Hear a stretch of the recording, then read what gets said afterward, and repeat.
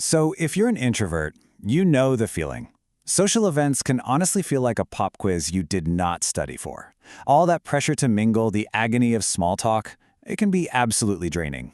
But what if it didn't have to be? What if you could navigate it all with a lot more ease? Okay, let's get into it. I mean, have you ever found yourself at a party just kind of hugging the wall, wishing someone would just hand you a user manual for the whole situation? Like a little script on how to human in a room full of noise? Yeah, me too. Well, guess what? That's exactly what we're going to do right now. We are going to build that manual, step by step, with real, practical tools you can literally start using tonight. And this isn't just guesswork. We're pulling from some amazing, super practical advice from a writer named Jane. She's an introvert who really cracked the code on how to not just survive, but actually thrive in these situations. All right, first things first, let's build your conversation toolkit. Think of these as your go-to gadgets for making any social scene feel way more manageable, right from the get-go. So, rule number 1 for crushing social anxiety? Simple. Don't go in empty-handed. Before you even leave the house, just think of 3 to 5 easy, open-ended questions. Your goal is super simple. Get the other person talking about their favorite subject, themselves. This immediately takes all the pressure off of you and makes you look like an amazing listener. It's a total win-win. And look, these questions don't have to be earth-shattering. Simple stuff works best. So what do? How do you know the host? Easy. But if you want to go a little deeper, what are you passionate about is a fantastic one. It really invites people to open up. Okay, now here is a mental model that is a complete game changer. I want you to start thinking of conversations like a game of tennis. Your job isn't to hit a brilliant, witty ace every single time. Nope, your job is just to keep the rally going. Just gently lob the ball back into their court. And this shows the difference perfectly. On one side, you've got an interrogation, just firing off questions. It feels awful for everyone. But on the other side, you have the conversation rally. And here's the trick. It's so simple. Just take the last few words they said and turn it into a question. So if they say, I can't believe I just lost my job, all you have to do is say, lost your job?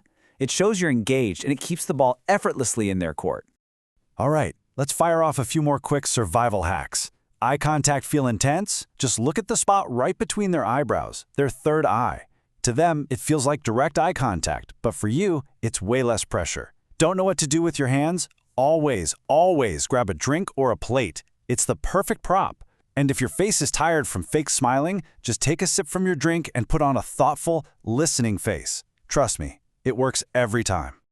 Okay, so we've got the tools, but now we need to talk about the mindset. This is the big one, a complete reframe of the one thing most introverts absolutely hate, small talk. I mean, let's be real. Does anyone actually enjoy talking about the weather or the traffic? It can feel so pointless, right? Like you're just wasting precious energy and brain cells on total nonsense? But what if we've been looking at it all wrong? Here's the mind-blowing reframe. Small talk isn't about the content. It's not about the words at all. It's about the ritual of connecting. Think of it like a password to get into someone's world. It's the simple act of plugging into their life for a moment. And here is the secret. Why does talking about trivial stuff work? It's because it makes people feel safe. It's low stakes. You can't just jump into a deep, meaningful conversation. You have to build a little bridge of trust first. Small talk is that bridge.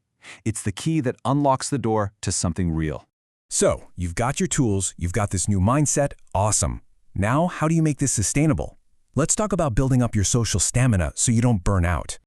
Okay, this is probably the biggest fear, right? If I learn all these skills, does that mean I have to pretend? Do I have to become a fake extrovert and betray my true, quiet self? No, absolutely not. And we need to draw a very clear line here. Faking it is pretending to be someone you're not. That is exhausting and it feels totally inauthentic. What we're talking about is building a skill.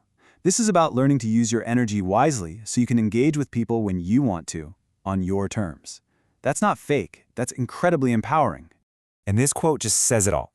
It's not about pretending to be an extrovert. It's about being an introvert who has practiced and gained competence. You are still you. You're just you with skills. And you know what's cool? The more you practice, the easier it gets. It becomes second nature, like muscle memory. It stops taking up so much mental energy to do it, which means you can last longer before you feel that drain.